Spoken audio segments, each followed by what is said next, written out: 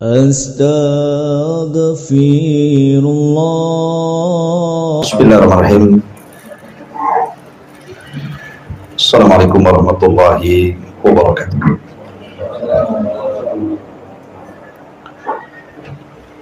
Alhamdulillah wassalatu wassalamu ala rasulillah wa ala alihi wa sahbihi wa mawalah wa la hawla wa la quwwata illa billahi wa ba'du. Alhamdulillah, di malam hari ini kita bisa melanjutkan kajian kita, masih membahas surah Al-Fajr, dan kita masuk pada ayat ke-6 dari surah Al-Fajr. A'udzubillahi minasyaitonir rajim. Bismillahirrahmanirrahim. Alam tara kaifa fa'ala rabbuka bi'adin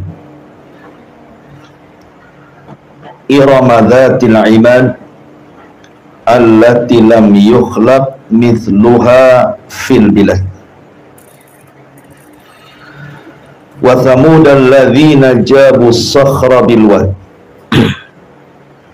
wa fir'auna dhil autad alladhina taghaw fil bilad fa'aktharu fiha al-fasad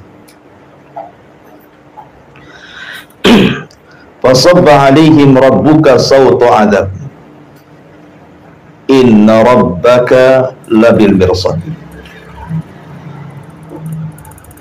Allah subhanahu wa ta'ala berfirman, tidakkah engkau wahai Muhammad memperhatikan bagaimana Tuhanmu telah berbuat kepada kaum Ad. Siapa kaum Ad? Yaitu penduduk Iram, ibu kota Ad, yang mempunyai bangunan-bangunan yang sangat tinggi, yang belum pernah dibangun satu kota manapun seperti negeri-negeri yang lainnya. Dan terhadap kaum Tsamud, yang mereka memahat dan memotong batu-batu besar di lembah-lembah. Dan terhadap Fir'aun, yang mempunyai pasak-pasak bangunan yang besar, yang berbuat sewenang-wenang dalam negeri, lalu mereka banyak berbuat kerusakan di negeri tersebut. Karena itulah Tuhanmu menimpakan cemeti adab kepada mereka. Sungguh Tuhanmu benar-benar mengawasi. Baik. Di dalam ayat yang kita tadi baca di sini ada 3 kisah menarik yang kita bisa ambil petik ibrah dan pelajaran. Yang pertama kisah kaum Tsamud, kaum Adul. Kemudian yang kedua kisah kaum Tsamud, dan yang ketiga kisah Fir'aun. Tiga-tiganya adalah para pembangkang para nabi dan rasul, dan Allah jelaskan kesudahan mereka. Yang pertama kaum Ad, kemudian disusul dengan kaum Tsamud. Ulama mengatakan bahwa kaum Ad dan Tsamud itu sebelum kejadiannya Nabi Allah, lahirnya Nabi Allah Ibrahim alaihi salatu wassalam. Lah kaum Ad dan kaum Tsamud ini diutus kepada mereka Nabi Arab. Makanya orang-orang Arab sangat paham dengan kisah mereka. Apabila Nabi SAW memberikan peringatan kepada orang-orang musyrik Quraisy, maka Nabi SAW mengingatkan soal 2 kaum ini, kaum Ad dan kaum Tsamud, karena ini yang dihafal ceritanya oleh mereka. Adapun kaum-kaum yang lain dari para nabi Bani Israel, orang Arab tidak tahu. Karena Nabi SAW mengisyaratkan bahwa nabi-nabi Arab itu hanya ada 4 saja. Pertama, Nabi Hud diutus kepada kaum Ad, dan kita akan ceritakan. Yang kedua, Nabi Allah Saleh alaihi salam diutus kepada kaum Samud atau Ad kedua. Yang ketiga, Nabi Allah Shu'aib yang diutus kepada Madian. Dan yang terakhir, Nabi kita Muhammad sallallahu alaihi wasallam. Ma'asyiral muslimin yang dimuliakan Allah Subhanahu wa taala. Kaum Ad dan kaum Samud ini kedua kaum yang sama jenisnya. Artinya mereka diberikan banyak kenikmatan yang nanti saya akan sebutkan. Dan mereka kaum yang tidak pernah diciptakan sebelumnya. Memiliki badan-badan yang sangat besar, melebihi besarnya kaum Nuh sendiri. Padahal Nuh itu dulu. Baru setelah itu Nabi Allah pun diutus kepada Ad dan Nabi Allah Saleh diutus kepada Thamud. Tetapi fisik mereka melampaui fisiknya kaum. Makanya nanti Allah katakan fazadahum bastah. Fisik mereka itu besar-besar. Bahkan dalam kisah Israiliyat, karena fisik mereka besar sehingga kalau mereka menyerang sebuah kaum tidak perlu banyak-banyak kirim pasukan. Cukup 2-3 orang saja itu sudah bisa menghancurkan sebuah kabilah.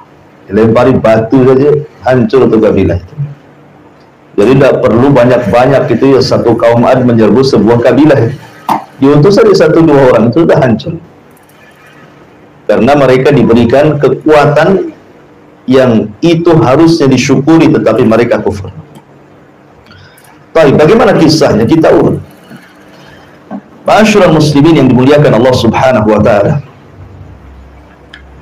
Ketika era Nabi Allah Nuh alaihi salatu wassalam dan terjadi tufan yang merupakan azab kepada kaum Nabi Nuh karena mereka melakukan kesyirikan dan diutus Nuh, mereka tidak sadar. Dan mereka menyembah berhala-berhala yang ma'ruf menurut orang-orang Arab. Allah mengatakan la tadarunna waddan wala suwa'an wala yaghutha wa ya'uqa wa nasra. Jangan kalian tinggalkan Wad, Yaghus, Ya'uq, Suwa dan Nasr. Ini amanatnya para pembesar kaum ketika Nuh berusaha untuk memalingkan sesembahan-sesembahan itu ke dalam tauhid. Ketika kemudian Nuh alaihi salatu wassalam berdakwah siang malam, bahkan Nuh itu berdakwah 950 tahun, bukan waktu yang singkat, lama. Tapi tidak ada tanda-tanda kaumnya beriman. Justru kaumnya malah hendak mencelakakan. Dari situ Nuh kemudian berdoa kepada Allah dan mengatakan, Rabbi inni maghlubun fantasir. Ya Rabb, aku akan dikalahkan oleh mereka, tolong aku. Maka Allah Subhanahu wa taala merintahkan untuk membuat kapal. Singkat cerita, akhirnya ketika azab Allah Subhanahu wa taala mau turun, maka Nuh diperintah untuk masuk ke dalam kapal membawa 3 putranya dan beberapa orang yang beriman serta beberapa binatang berpasang-pasangan. Maka datanglah banjir yang sangat besar, perpaduan hujan dan air yang muncrat dari bumi. Jadi satu. Kita aja di Batam nih kalau hujan 3 hari berturut-turut banjir. Ya. Bagaimana pula dengan hujan yang kemudian disatukan dengan air bumi? Air bumi dilautkan ke daratan, ditambah pula dengan hujan.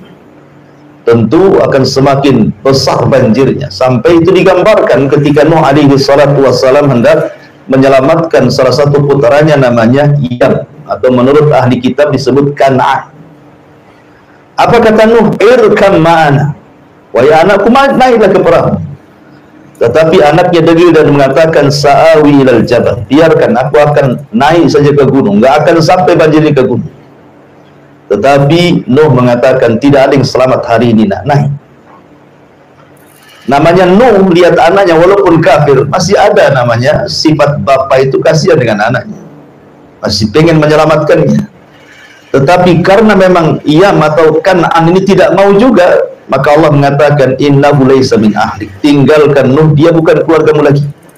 Maka Nuh meninggalkan yang akhirnya seluruh manusia tenggelam dan binasa karena Nuh berdoa kepada Allah, la tadar alal ardi minal kafirina dayyara, jangan kau tinggalkan satu jiwa kafir masih hidup di bumi. Itu doanya Nuh, menunjukkan apa? Tidak ada manusia yang hidup. Alasannya apa? Intadharhum, kalau engkau biarkan satu saja hidup dari mereka, maka mereka akan melahirkan orang-orang yang fajir, yang jahat-jahat. Intinya bahwa setelah banjir bandang ini, maka kemudian Nuh alaihi salam diselamatkan di sebuah bukit namanya Judi di Irak. Disitulah permulaan kehidupan manusia yang baru, karena yang hidup hanya di perahu Nuh saja. Lah Nuh alaihi salatu wassalam itu ma'ruf memiliki 3 anak yang masih hidup dan 1 mati. Yang 1 kafir ya. Yang 3 namanya Syam, dan itu Abul Arab, seluruh orang-orang Arab turunan Syam. Ya. Kemudian ada Ham, dan itu bapaknya orang-orang Romawi dan orang-orang yang berkulit hitam. Kemudian ada Yafis, salah satunya keturunannya orang-orang Asia. Ya. Lah kata para ulama bahwa tidak ada manusia setelah tragedi banjir Nuh itu kecuali turunan 3 putranya, Syam, Ham, dan Yafis. Karena Allah yang mengatakan waja'alna min dzurriyyatihi humul baqin, dan kami jadikan yang tersisa manusia itu hanya dari turunan Nuh, ya, dari 3 putranya itu. Dari sini kata para ulama sejarah, Nuh itu disebut Abul Bashari Ats-Tsani, bapak manusia kedua setelah Adam. Karena tidak ada manusia di kolong langit yang hidup di zaman sekarang kecuali nasabnya pasti sampai kepada 3 putra Nuh ini. Kalau tidak Syam, ya Ham, kalau tidak Ham, ya Yafis. Dan 3-tiganya putra Nuh alaihi salatu wassalam. Makanya wajar kalau Nuh dikatakan bapak manusia kedua. Lah ketika anak-anaknya Nuh ini sudah mulai menyebar ke beberapa tempat, dan mereka masih mentauhidkan Allah subhanahu wa ta'ala, dan mereka masih melihat bagaimana sisa-sisa kehancuran kaum Nuh alaihi salam, sehingga mereka masih takut dan masih mentauhidkan Allah subhanahu wa ta'ala. Tetapi berlalunya zaman, berlalunya waktu, akhirnya iblis datang kepada kaum yang mentauhidkan Allah dari turunan Nuh. Mulailah kemudian mereka kembali menjadi penyembah berhala. Dan yang pertama kali menyembah berhala adalah kaum Ad dari turunan Nuh alaihi salatu wassalam. Kaum Ad inilah kaum yang pertama kali menyembah berhala.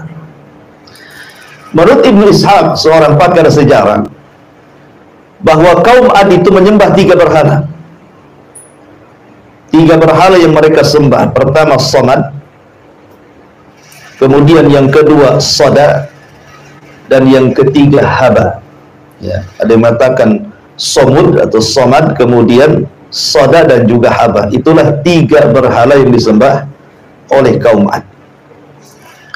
Masyarakat muslimin yang dimuliakan Allah Azza wa Jalla, sebagai gambaran bahwa kaum Ad dan Tsamud ini ada kemiripan. Allah berikan 7 nikmat kepada mereka. Seringkas saja. Nikmat yang pertama yang Allah anugerahkan kepada kaum Ad ataupun kaum Tsamud setelahnya, karena Ad juga termasuk Tsamud masalahnya. Cuman Ad itu disebut untuk dibedakan antara Ad yang kedua, Allah menyebutkan Adanil Ula. Allah mengatakan bahwa kaum Ad itu disebut Adanil Ula, Ad yang pertama, adapun Tsamud itu Ad yang kedua. Artinya sama-sama kaum Ad itu sebenarnya. Cuman membedakan satu Ad, satu Tsamud gitu. Dan Tsamud itu nenek orang Arab. Baik.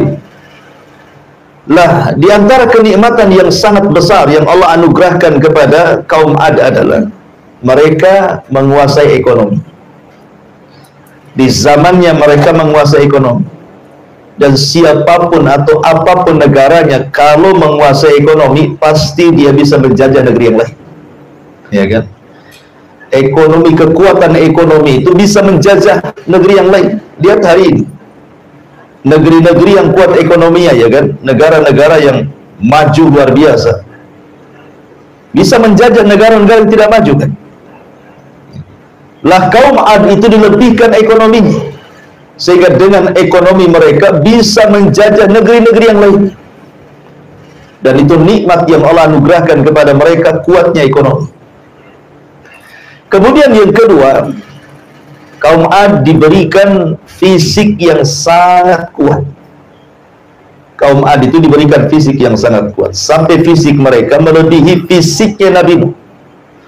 Tetapi tentu tidak mungkin melebihi Nabi Allah Adam alaihi salatu wassalam, karena ada kisah-kisah Israiliyat yang kemudian mereka menggambarkan bagaimana fisiknya kaum Ad itu ada yang sampai 100 meter 100 meter tinggi kali. Celana antum tidak bisa dipakai mereka, apalagi baju nggak mau, apalagi celana dalam, gitu ya. Artinya bahwa sampai mengatakan 100 meter ini mustahil.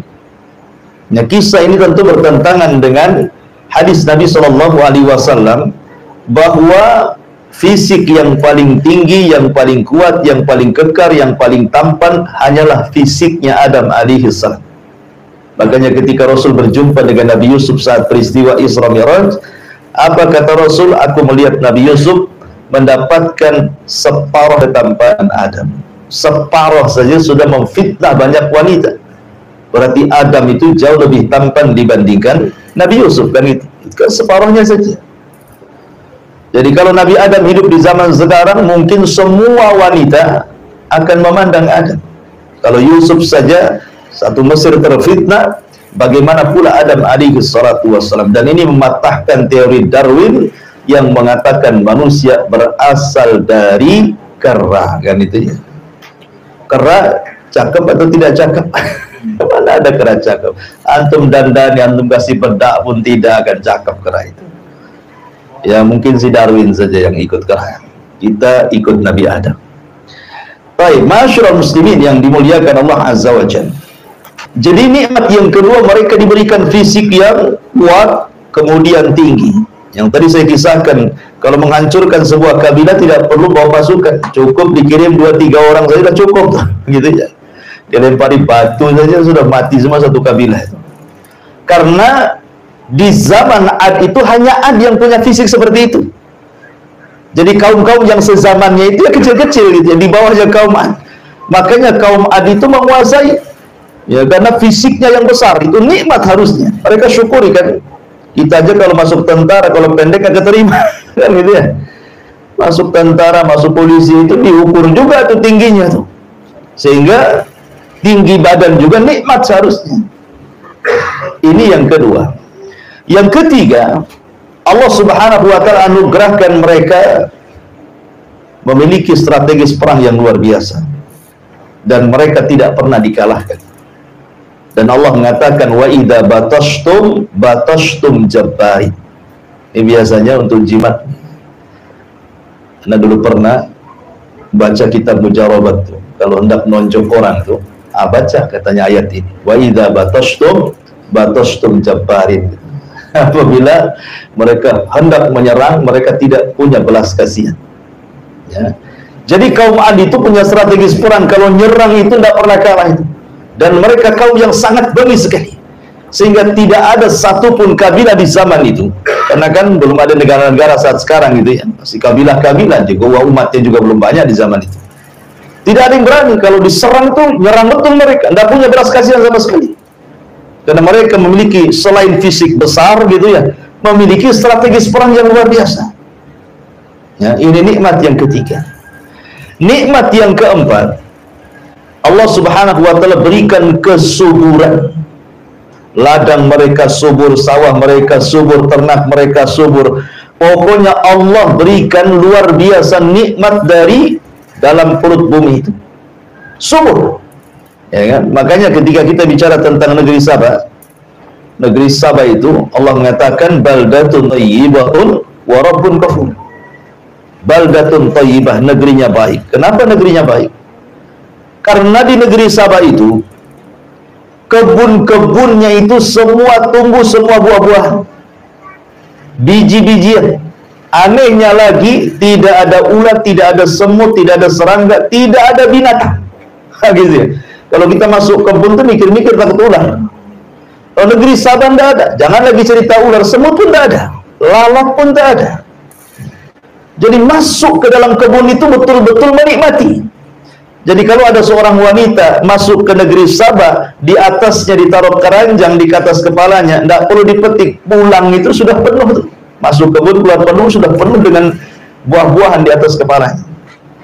Jadi negeri Ad juga sama, disuburkan gitu ya.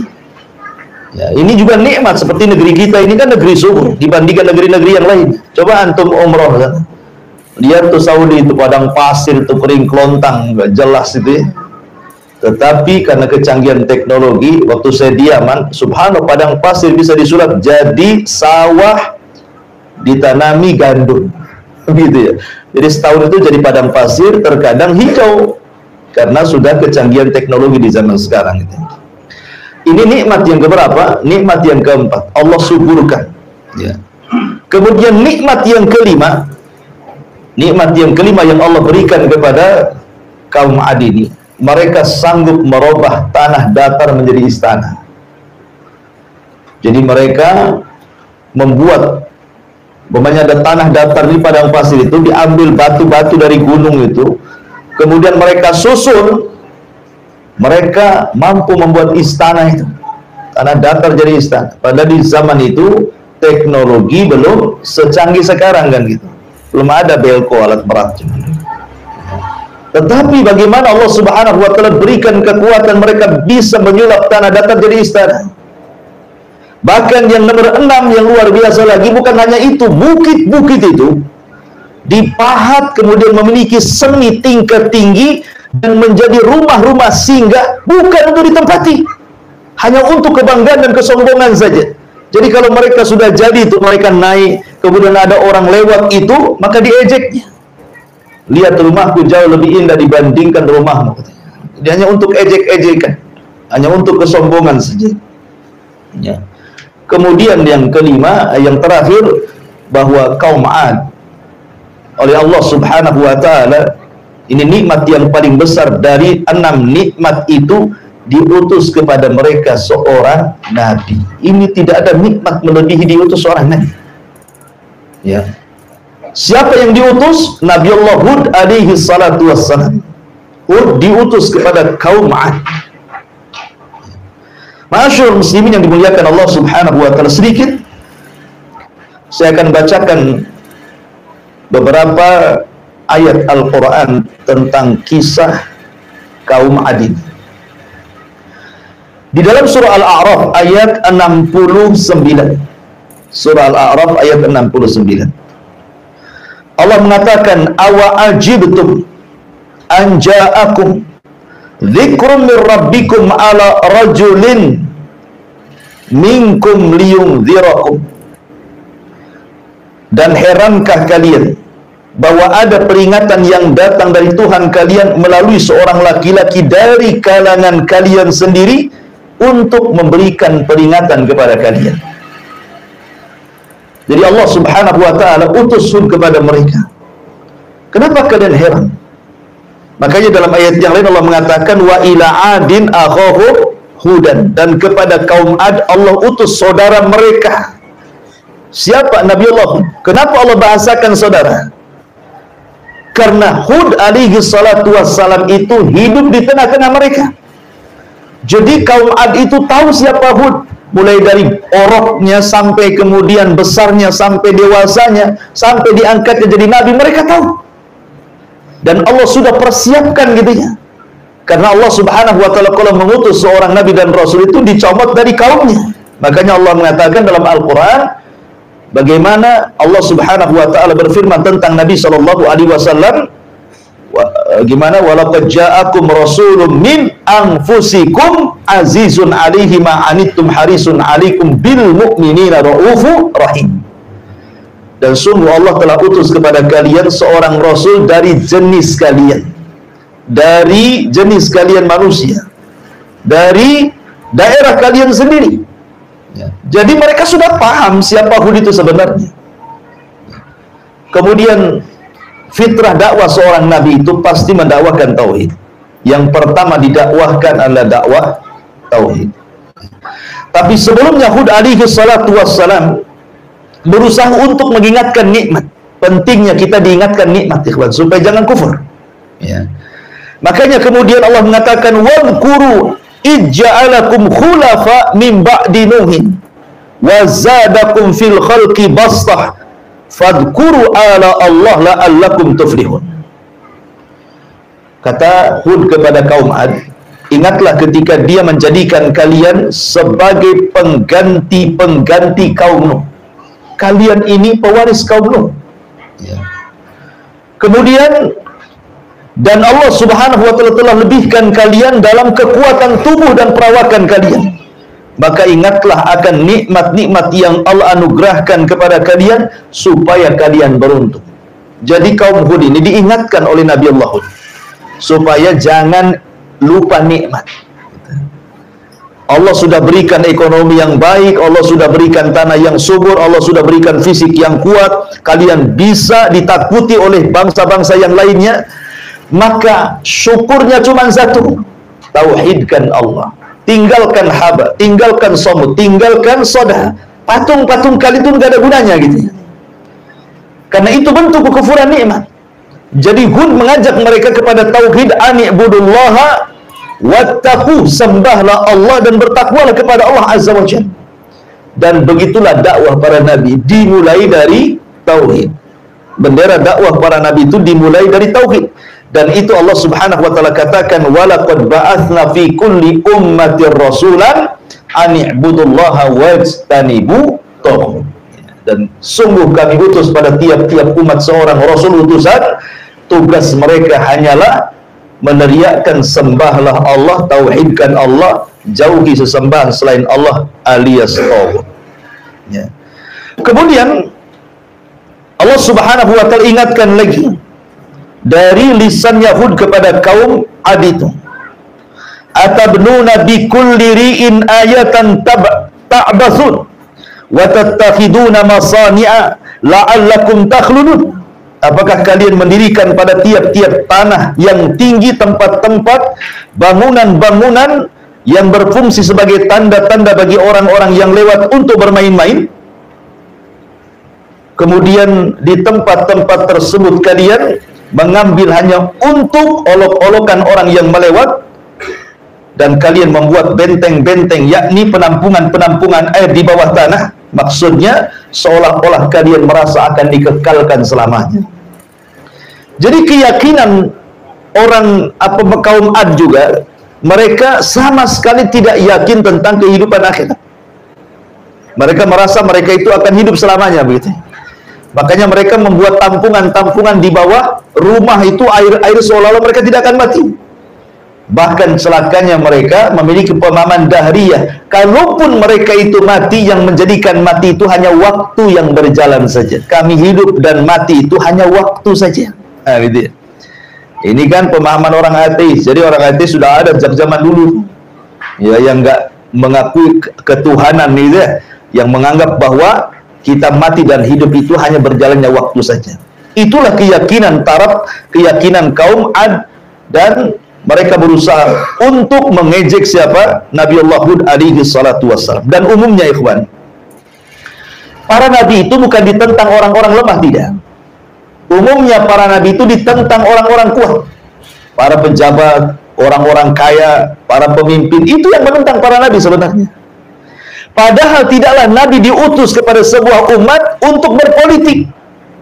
Nabi itu bukan untuk berpolitik diutus, bukan untuk merebut kekuasaan, tidak. Ya, bukan untuk menggalang umat, kemudian melakukan pemboikotan atau mencalonkan diri jadi pemimpin capres, enggak. Ya, Nabi diutus itu tidak berpolitik. Nabi diutus itu hanya untuk berdakwah. Seandainya seorang pemimpin masuk Islam, tidak mungkin dicopot dari kepemimpinannya, tetap dia pemimpin kan itu ya. Nah, cuman karena ketakutannya para pembesar itu kepada Nabi seolah ketika makin banyak yang didakwai, makin banyak orang yang ikut, seolah-olah terancam kekuasaannya. Ma'asyiral muslimin, dan itu akan terjadi pada setiap negara dan bangsa-bangsa. Ya, kalau ada seorang dai kemudian ada banyak pengikutnya, itu penguasa takut biasanya. Kan itu. Atau dimanfaatkan untuk kampanye, didekatilah ustadz-ustadz, kiai-kiai, masjid-masjid gitu ya. Ya, untuk bersuara biasanya. Karena paling efektif kampanye itu lewat tokoh-tokoh agama, karena paling banyak pengikutnya masalahnya gitu. Kemudian meyakinkan dengan dalil-dalil, itu yang lebih hebatnya lagi. Orang yakin itu ya, walaupun sebenarnya kibul semuanya. Baik, bayangkan Allah mengatakan di sini, qalal mala'ul ladzina kafaru min qaumihi. Pemuka-pemuka orang-orang kafir dari kaumnya berkata, inna lanaraka fi safahatin wa inna lanadhunnuka minal kadhibin. Kata mereka, sesungguhnya kami benar-benar memandang engkau wahai Hud kurang akal, dan sesungguhnya kami menganggap engkau wahai Hud adalah pendusta. Setiap dai pasti akan dilabeli dengan dua label ini. Ya, setiap dai yang mendakwakan tauhid loh ya. Setiap dai yang mendakwakan tauhid pasti akan dilabeli dengan dua sifat ini. Pertama dikatakan kurang akal, yang kedua pendusta. Coba saja kalau antum berdakwah tauhid, antum buatlah channel di YouTube gitu kan. Antum berantas kesyirikan. Antum berantaslah itu penyimpangan terhadap sunnah Nabi SAW. Oh, besoknya sudah ada itu yang nyaut, itu yang jawab. Kan gitu ya. Oh, ini orang gila, mecah belah, itu macam-macam ngomongnya. Karena memang tabiat dakwah seperti itu. Nabi dikatakan pendusta, tukang sihir, tukang tenun, macam-macam Rasul itu. Maka Nabi Hud pun kurang lebih saja. Ketika Hud alaihi salatu wassalam mengatakan, ya qaumi ibudullaha ma lakum min ilahin ghairu afala tattaqun. Wahai kaumku, sembahlah Allah. Tidak ada sesembahan selain daripada Allah subhanahu wa ta'ala. Tidakkah kau bertakwa? Maka mereka mengatakan, wahai Hud, kau ini orang gila, ngapain kau berdakwah? Kau ini pendusta. Maka Hud mengatakan dengan lembut, ingat, ini juga salah satu tariqah dakwah gitu ya. Para nabi itu diceritakan dalam Al-Quran, itu diambil pelajaran. Ketika kaum Hud itu berusaha dengan sangat keras, kasar gitu ya, menuduh macam-macam kepada Hud, tetapi Nabi Allah Hud menganggap dan membalas dengan kelembutan. Katakan kepada Nabi SAW, wa in kunta faddan ghalidal qalbi lan faddu min hauli. Kalau engkau keras kepala wahai Muhammad, kau kasar kepada kaummu, maka mereka akan lari dari kamu. Makanya kelembutan itu asas dakwah. Apa kata Hud? Ya qaumi laisa bi safahatun walakinni rasulun min rabbil alamin. Aku tidak gila, aku waras.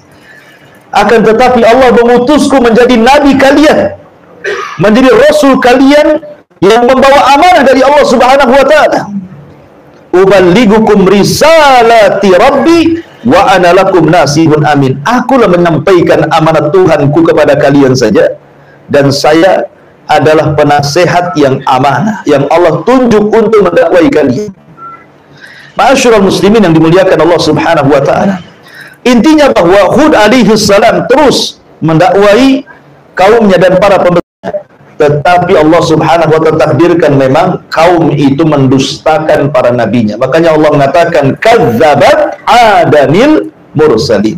Kadzabat adun al mursalin, telah mendustakan kaum Ad para rasul. Ya. Makanya ketika kemudian mereka mungkin sudah capek gitu ya, mungkin bahasa kitanya sudah bosan dengan ucapan-ucapan Hud ini, kemudian mereka mengatakan, ya Hud, ma ji'tana bibayyinatin wa ma nahnu bitariki alihatina an qaulika wa ma nahnu laka bimu'minin. Mereka kaum Ad mengatakan, wahai Hud, engkau tidak mendatangkan satu bukti yang nyata kepada kami kalau engkau seorang nabi. Engkau hanya manusia biasa. Kami makan, kau makan. Kami jalan, kau berjalan. Kau ke pasar, kami juga ke pasar. Untuk apa kami ikuti orang yang sama dengan kami, gitu maksudnya. Mereka mengatakan, kaum Ad ini, wahai Hud, engkau ini tidak ada bukti kalau kau seorang nabi. Dan kami tidak akan meninggalkan atau tidak pernah meninggalkan Tuhan-Tuhan kami gara-gara ucapanmu. Dan kami selamanya tidak akan beriman. Kata kuncinya langsung mereka keluarkan, tidak akan beriman. Kemudian mereka mengatakan, inna qulu illa taraka ba'du alihatana bisu. Kami hanya mengatakan bahwa sebagian sembahan kami telah menimpakan penyakit gila kepada kalian. Boleh jadi engkau itu wahai Hud kewalat dengan sesembahan kami katanya. Makanya sekarang kau jadi gila katanya. Gitu maksudnya ya. Ya. Jadi ketika Hud kemudian berusaha memperingatkan umatnya, janganlah sembahlah patung-patung itu. Patung-patung itu tidak membawa manfaat, tidak memudaratkan, bahkan akan mengancam azab kepada kalian. Mereka mengatakan, lihat, jangan-jangan Hud gila itu gara-gara ditimpa oleh Tuhan-Tuhan kami. Kewalat dia dengan kami, itu bahasanya. Ya. Maka kemudian mereka mengatakan, lain ata'tum basyaram mithlukum lain ata'tum basyaram mithlakum innakum idzan la khasirun aya'idukum annakum idza mittum wa kuntum turaban wa idzaman annakum mukhrajun. Dan sesungguhnya kalian menaati manusia seperti kalian, niscaya kalian akan benar-benar rugi. Apakah jika ia menjanjikan kepada kalian bahwa bila kalian telah mati dan telah menjadi tanah, kemudian telah menjadi tulang belulang, kalian sungguh akan dikeluarkan dari kuburan kalian? Hayhat, hayhat lima tu'adun. Jauh sekali kebenarannya, mustahil. Mereka sudah mulai menentang, mustahil. Karena kemudian mereka tidak mau beriman lagi. Dan yang lebih parah lagi, mereka nantang. Ya, nantangnya apa? Minta azab dari Allah Subhanahu wa ta'ala. Coba. Ya, tapi begini ya, mujizatnya Nabi Hud itu luar biasa. Hud itu diberikan mujizat oleh Allah. Apa mujizatnya? Tawakal yang kuat. Hud itu diberikan oleh Allah mujizat berupa tawakal. Jadi tawakal itu jadi mujizat dia. Coba bayangkan, kaum Ad itu kan besar-besar. Kemudian tentaranya kuat-kuat. Kalau menghancurkan kaum sebentar saja. Tapi mereka tidak bisa menyentuh Hud. Ya kan? Bahkan Hud alaihi salatu wassalam sampai kemudian mengatakan, min dunihi fakiduni jami'an la tungzirun, katanya. Kalau kalian tidak suka denganku, kata Hud, kumpulkan kaum Ad semuanya, serang aku sekarang, jangan ditunggu-tunggu waktunya. Lihat, nantang gak Hud ini kan? Kenapa dengan begitu percaya Hud mereka tidak bisa menyentuh dia? Karena Hud mengatakan, inni tawakkaltu Allah Rabbi wa Rabbukum ma min dabatin illa huwa akhidun binasiyatiha inna Rabbi ala siratin mustaqim. Sesungguhnya aku bertawakal kepada Allah Tuhanku dan Tuhan kalian. Tidak ada satupun makhluk bergerak yang bernyawa, melainkan dialah yang memegang ubun-ubunnya. Sungguh Tuhanku di jalan yang lurus lagi adil. Jadi Hud ini sangat berani. Coba bayangkan, kaum Ad itu kan banyak, besar-besar gitu ya. Hud menantang, kalau kalian tidak suka denganku, kalian kumpul semuanya, serang aku sekarang. Seandainya antum diutus menjadi dai ke sebuah kampung, kampung itu banyak dukunnya, kemudian antum ngomong, kumpulkan dukun-dukun kalian, santet aku sekarang, berani nggak antum ngomong gitu? Ya. Ini Hud begitu. Atau kumpulkan preman pasar kalian, ayo kumpul-kumpul semua ya, gabungkan dengan desa sebelah tuh, ayo serang saya. Berani nggak tuh mau begitu kan? Saya yakin nggak akan berani. Ya, saya aja nggak berani, apalagi antum. Gitu. Ya. Karena saya nggak punya mukjizat. Nabi Hud punya mukjizat, ya kan? Makanya dia berani yang mengatakan, fakiduni jami'an tsumma la tungzirun. Serang aku sekarang. Buat makar kalian sekarang juga, jangan ditunggu-tunggu, katanya. Kan? Tetapi kaum Ad memang tidak bisa menyerang Hud alaihissalam, menyentuh kulitnya pun tidak bisa. Itulah kelebihan, namanya mukjizat Nabi Allah Hud alaihi salatu wassalam. Akhirnya kemudian mereka pun mengatakan kepada Hud alaihi salatu wassalam, sudah gini saja, kami semua tidak akan beriman kepada Muhammad. Nggak akan beriman. Macam mana kau ngoceh pun kami tidak akan beriman. Ya. Kalau engkau seorang nabi, fa'tina bima ta'iduna in kuntum minas sadiqin. Buktikan. Katanya engkau selalu mengancam-ngancam kami, kalau tidak ikut kamu, kami akan diazab.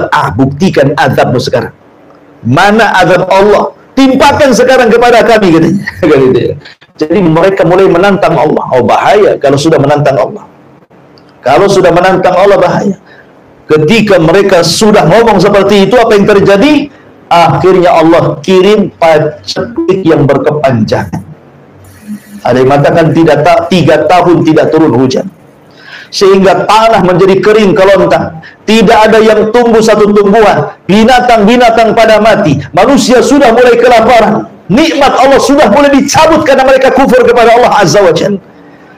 Kebiasaan kaum Ad, kalau ada musibah maka mereka akan mengutus 70 orang pilihan dari orang-orang berakal mereka kemana?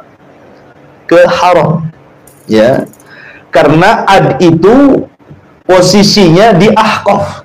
Ahqaf itu gunung pasir, disebut Ahqaf namanya. Dan di dalam Al-Quran Allah jadikan 2 nama surat. Hud, Allah jadikan nama surat Suratul Hud. Kemudian Ahqaf, Allah jadikan nama surat juga Suratul Ahqaf. Ya kan? Jadi dua-duanya jadi nama surat tuh. Kalau Ahqaf itu artinya gunung pasir, letaknya antara Hadraul Maut dan Oman. Tengah-tengahnya itu Ahqaf. Disitulah kaum Ad tinggal. Artinya kan masih dekat dengan haram, Yaman. Ya kan, Yaman ke Mekah kan dekat. Jadi mereka ini, orang-orang pilihan ini, berangkatlah dari Ahqaf ini menuju haram, tanah haram, menuju Ka'bah. Ya. Menuju tanah suci gitu.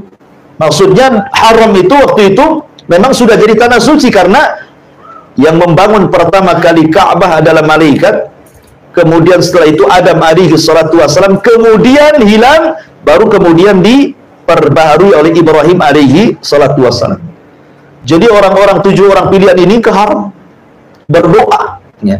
Cuman masalahnya sampai di haram mabok pula mereka, berzina pula mereka, disuruh sama kaumnya suruh berdoa, sampai di haram malah mabok. Coba bayangkan, bejatnya orang-orang Adi. Akhirnya diingatkan sesama mereka, lah kita akan diutus untuk berdoa di sini. Kenapa kita mabok berzina pula di sini? Akhirnya mereka sadar. Ketika mereka sadar, akhirnya mereka pun berdoa semuanya di haram, di tanah haram, di tanah suci itu.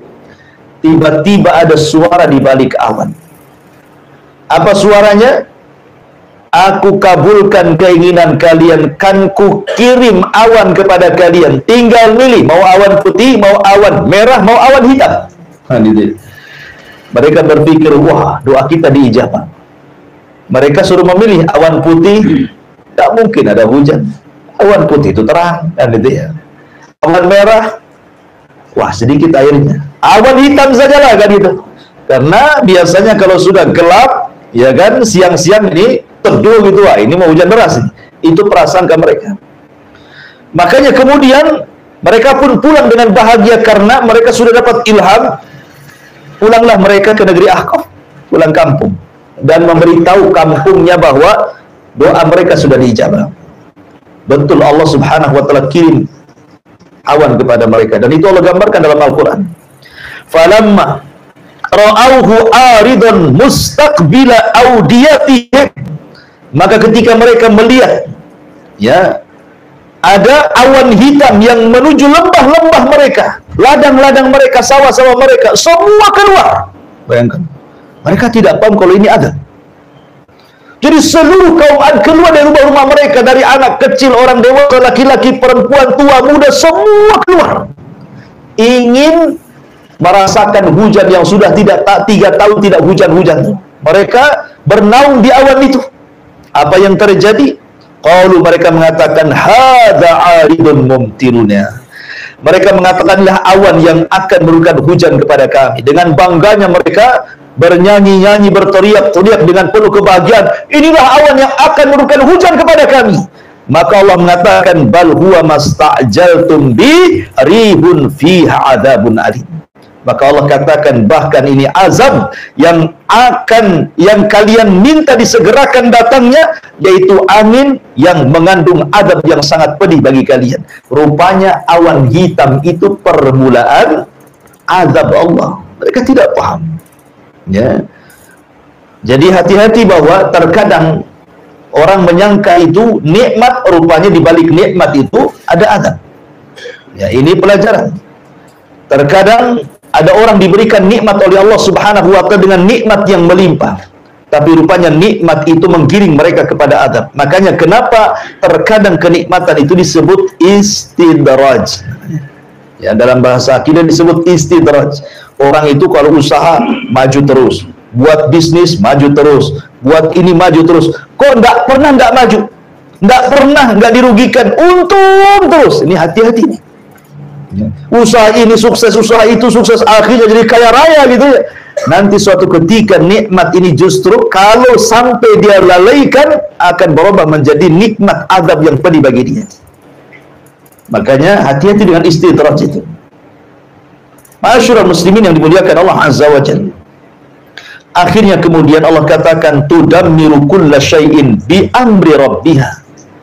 Fa asbahu la yura illa masakinuhum kadzalika nazzil qaumal mujrimin.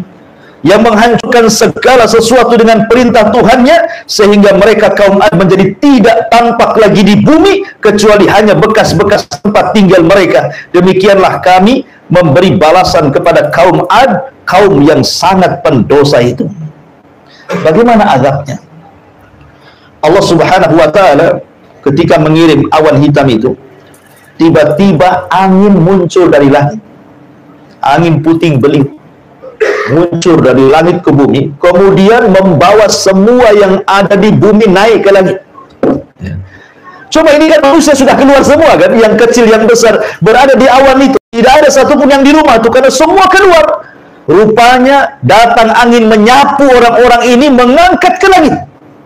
Mereka diputar-putar di puting beliung itu, sampai-sampai Allah Subhanahu wa taala mengatakan sakharaha alaihim sab'a layalin wa thamaniyata ayyam husuman fataral qauma fiha sar'a ka'annahum a'jazun nakhlin khawiyah.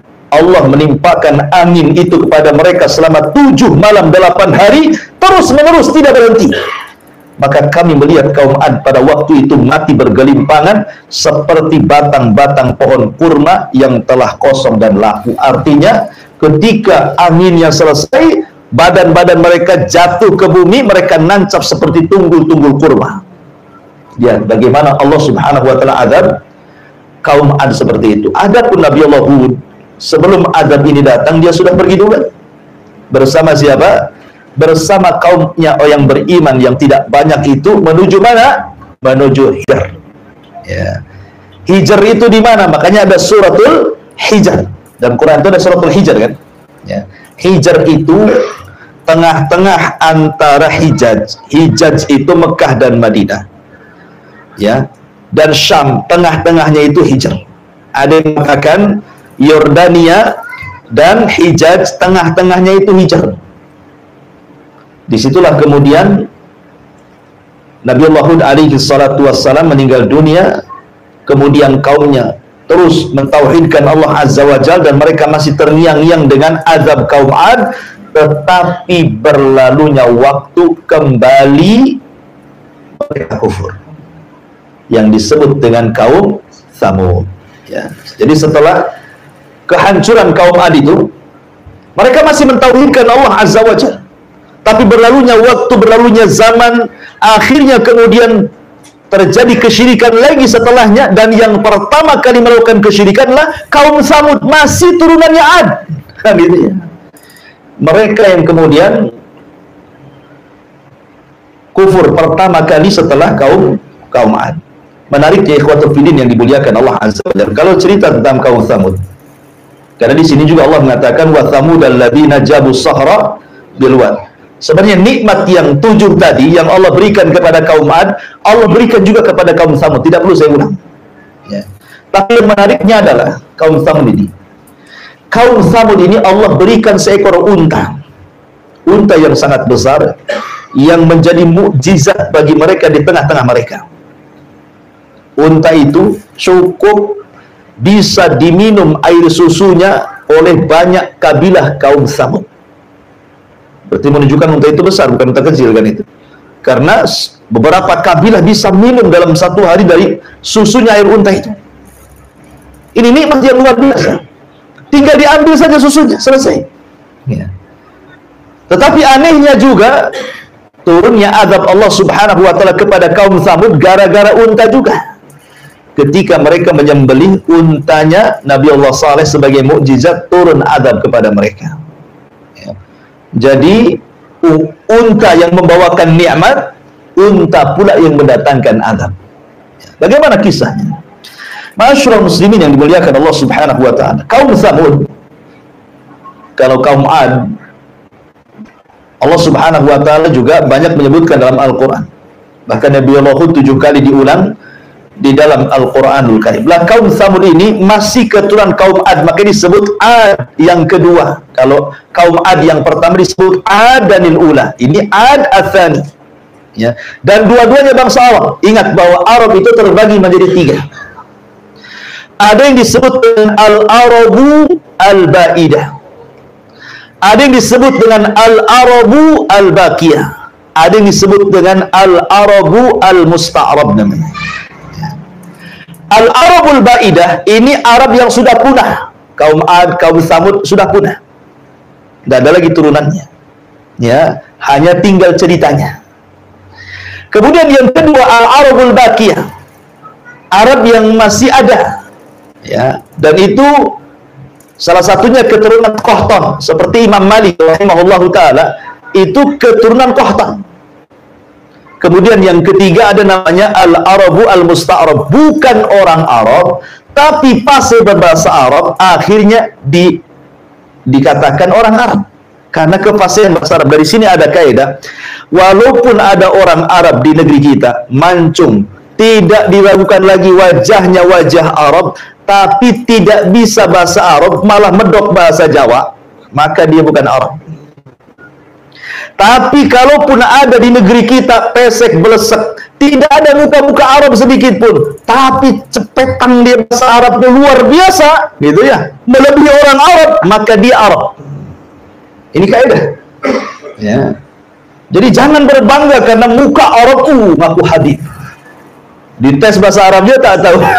Kasih kitab kuning tak bisa baca, bukan tak bisa baca, tak bunyi, ya kan? Masyarul muslimin yang dimuliakan Allah Azza, ini kaidah karena ada Al-Arabul Musta'rab di sini kan. Ismail itu bukan orang Arab, dia lahir di Palestina, ya. Kemudian dibawa oleh Ibrahim dengan ibunya Hajar ke Arab, berjumpa dengan suku Jurhum, belajarlah Ismail dengan kabilah Jurhum, akhirnya dia pula yang paling fasih bahasa Arabnya. Makanya Ismail disebut Al-Arabul Musta'rab. Dia bukan Arab tapi jadi Arab karena kefasihan bahasa Arab. Ya, maka nggak apa-apa antum tampang tak ada Arabnya, tapi bahasa Arabnya luar biasa, Arab antum. Gitu ya. Antum mancung walaupun kayak Petruk gitu ya, tapi tak bunyi Arab, bukan Arab Indonesia antum. Gitu ya. Jadi itu kaidah seperti itu. Antum harus pahami. Baik. Lah, kaum Tsamud ini sama dengan kaum Ad. Ini Arabul Al-Ba'idah. Ini kisahnya sudah nggak ada turunannya, tetapi kan dikisahkan karena Rasulullah SAW konteks ayat ini ingin mengingatkan orang-orang Quraisy, jangan kufur kalian. Kalau kalian kufur, nanti kalian diazab seperti kaum Ad dan Tsamud, gitu maksudnya. Ya. Makanya ketika Al-Walid ibn Mughirah datang kepada Nabi SAW, kononnya mau tawar-menawar dan mengatakan, ya Muhammad, sudahlah, nggak usahlah kau lanjutkan dakwah. Kau ini ingin apa? Kalau kau ingin harta, kami kumpulkan harta kami. Kami jadikan kau orang paling kaya di antara kami. Kalau kau ingin raja, kami jadikan kau raja kami. Kalau kau ingin perempuan yang cantik, kami carikan. Kalau kau gila, kami carikan tabibnya, dokternya. Tapi tolonglah, ya sudah sampai di sini. Kata Nabi SAW, ya Walid, sudah kau ngomong. Sekarang gantian. Maka Nabi SAW tidak membantah soal tawaran-tawaran tadi, tapi Nabi membacakan ayat fa'in a'radu, ya, fa'in a'radu anzartukum bisa'iqatin mithla sa'iqati adi wa thamud. Kalau mereka orang-orang Quraisy itu berpaling dari dakwahku, ingat, mereka akan disambar halilintar seperti halilintar yang pernah membinasakan kaum Ad dan Tsamud. Ketakutan itu Al-Walid, karena tahu kisah mereka di benak-benak mereka kan, dan mereka meyakini ini seorang nabi sebenarnya, cuman karena hasad dan takaburnya saja nak beriman. Akhirnya mengatakan hasbuka yang cukup, yang jangan diteruskan itu. Ketakutan dia. Akhirnya dia pulang menemui orang Quraisy, kata pembesar Quraisy, kata Abu Jahal, gimana hasilnya? Nampaknya kau pergi beda pula mukamu kau kembali katanya. Jangan kau sudah beriman. Katanya kan itu. Artinya di sini Nabi SAW mengingatkan tentang kaum Ad dan Tsamud kan. Artinya di otak-otak orang Arab itu sangat paham kisah-kisah ini. Makanya Rasulullah SAW tidak mengkisahkan Nabi-Nabi Bani Israel. Karena mereka tidak ada pengetahuan tentang itu. Makanya Rasul mengkisahkan tentang dua kaum yang mereka paham. Diutus kepada mereka Nabi dan Rasul, mereka membangkang, turun azab. Apakah kalian mau seperti itu? Nah, itu maksudnya. Ma'asyiral muslimin yang dimuliakan Allah Azza, kembali bahwa sebagaimana Nabiullah Saleh dan juga Nabiullah Hud dan seluruh para nabi mendakwai mereka ke dalam tauhid, kaum Tsamud pun menentang Nabi Saleh. Tidak perlu saya ceritakan panjang-panjang karena kita ambil singkat-singkatnya saja. Akhirnya mereka pun mengatakan, ya Saleh, kalau engkau seorang nabi, kami tidak melihat ada bukti dari kamu. Ya. Bukankah seorang nabi harus bawa mujizat? Kata Nabi Saleh, mau kalian apa? Mereka mengatakan, kalau engkau seorang nabi, keluarkan dari batu ini unta. Tetapi bukan hanya sekedar unta, unta usyara. Usyara itu yang sedang hamil 9 bulan. Jadi kalau keluar langsung hamil, langsung lahir gitu maksudnya. Itu namanya unta usyara. Ya. Akhirnya kemudian usyara itu 10 bulan ya. Dari kalimat asyara, usyara. Jadi unta yang hamil 10 bulan kalau keluar dari batu langsung melahirkan. Permintaannya aneh gitu. Akhirnya kemudian Nabi Saleh berdoa, meminta izin untuk melaksanakan 2 rakaat salat, kemudian berdoa kepada Allah Azza wa Jal, dan Allah kabulkan permintaannya. Tiba-tiba batu berbelah, kemudian keluar unta tadi.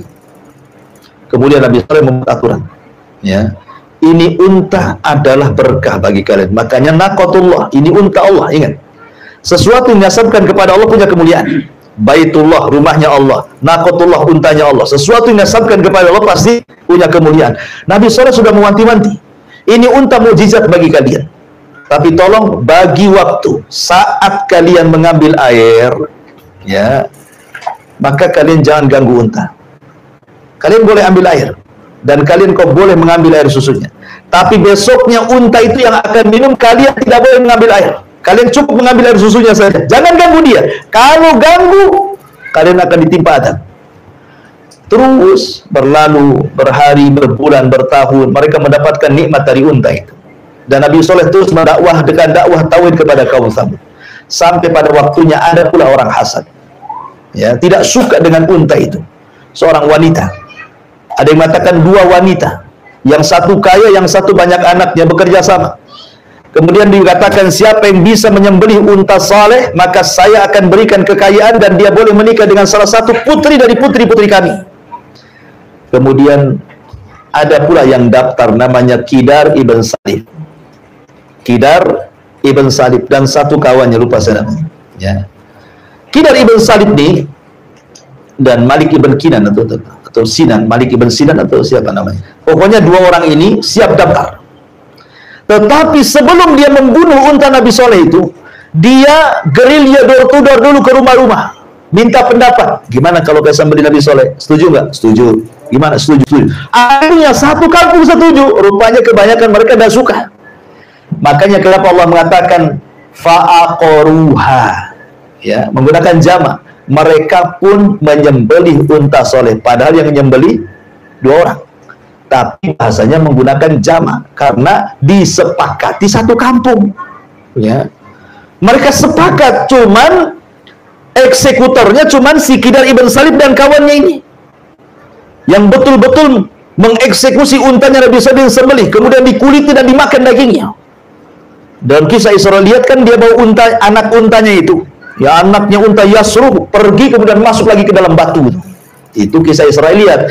Dalam Quran atau dalam Sunnah itu tidak ada kisah seperti itu. Hanya mukjizatnya Nabi unta itu, mukjizatnya Nabi Saleh itu adalah seekor unta, tanpa disebutkan punya anak, gitu, tanpa disebutkan keluar dari batu, enggak, ya, cuman seekor unta, gitu saja. Dari mana unta itu? Ya pokoknya dari Allah kan, namanya unta Allah. Nah, cuman kalau kita lihat Israiliyat lebih jelas gitu kisahnya, ya. Oh, unta itu permintaan Bani Israel sama dengan di zaman Nabi SAW kan meminta mukjizat kan, untuk terbelah bulan jadi 2 kan. Maka terbelah bulan jadi dua tuh. Tetapi setelah kejadian, mereka menuduh Nabi SAW sebagai tukang sihir, katanya. Laqad dhahara sihru Muhammad. Muhammad sudah nampak sihirnya. Mereka mukjizat malah nuduh sihir. Ya. Intinya bahwa disembelilah untanya Nabi Allah Saleh alaihi salatu wassalam. Maka sebagaimana yang ma'ruf gitu ya, yang ma'ruf, maka Nabi Saleh ini mengingatkan mereka, jangan disembelih kalau tidak datang azab kepada kalian. Betul-betul disembelih. Ya. Maka datanglah azab kepada mereka. Apa azabnya? Ma'asyiral muslimin yang dimuliakan Allah Azza wa Jalla. Nabi Saleh mengatakan 3 hari akan datang azab kepada kalau kalian tidak bertobat. Rupanya 3 hari ini justru mereka merencanakan pembunuhan, bukan hanya telah membunuh unta, Nabi Saleh pun mau dibunuh dia. Maka di hari pertama wajah mereka tiba-tiba memerah, hari kedua memutih, hari ketiga kemudian menghitam, hari keempat Jibril turun, kemudian berteriak sekali teriakan sehingga teriakan Jibril mengeluarkan setiap jiwa yang ada di raga manusia, ruhnya melesat, semuanya mati, sampai-sampai mereka tinggal jasad bergelimpangan di rumah-rumah mereka. Ini akibat daripada mereka tidak bersyukur akan nikmat Allah Subhanahu wa ta'ala dan tidak menerima peringatan Nabi Allah Saleh. Makanya Allah mengatakan kadzabat Samud bin nuzur. Kaum Samud telah mendustakan para pemberi peringatan. Lah, kok menggunakan zaman nuzur? Harusnya nadir. Ya. Kenapa Allah mengatakan kaum Samud telah mendustakan para pemberi peringatan? Kan yang memberi peringatan cuma satu, Nabi Saleh. Kenapa menggunakan jama di sini?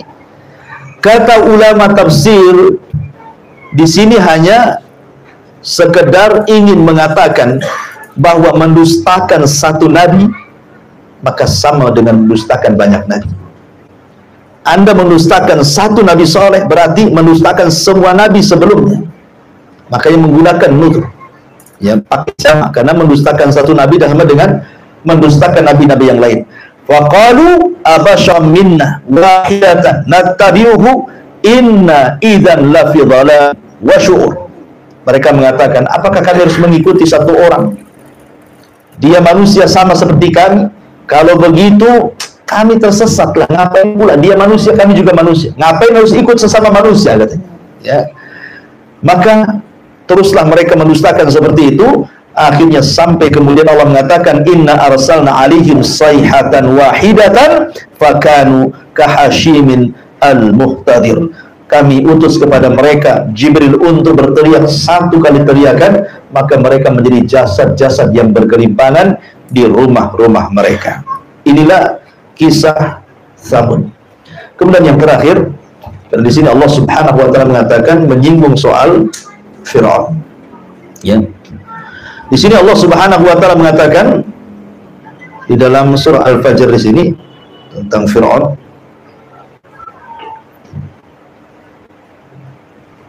Mana tadi? Sudah lewat pula.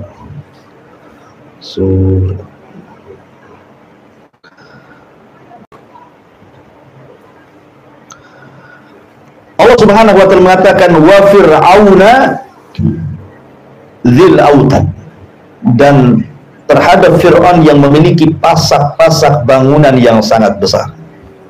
Ini sudah beralih ya. Kalau dua kisah sebelumnya cerita tentang bangsa Arab, ya. Kalau ini cerita Bani Israel. Karena kenapa dipilih Fir'aun?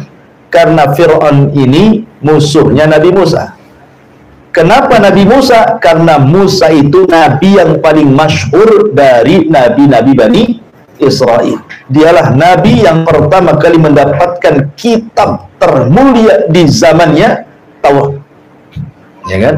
Baru setelahnya Zabur, baru setelahnya Injil, baru setelahnya Al-Quran. Makanya dipilih kisah Nabi Musa. Ya, karena ini nabi yang paling masyhur, bahkan di dalam Al-Quran itu kisah Nabi Musa adalah kisah terlengkap.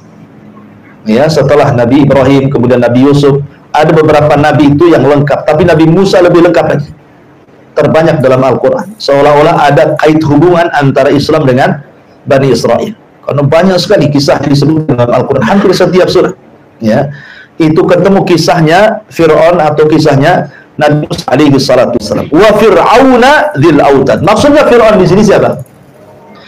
Ada yang mengatakan bahwa Fir'aun yang ditemukan di Laut Merah itu, yang jasadnya hari ini dimumikan, kemudian ditaruh di Mesir dan menjadikan tempat rekreasi. Ya, antum kalau ke Mesir, antum bisa datang ke tempat jasadnya Fir'aun, ya, di lab sana, dan antum bisa melihat bagaimana Fir'aun masih utuh karena dimumikan.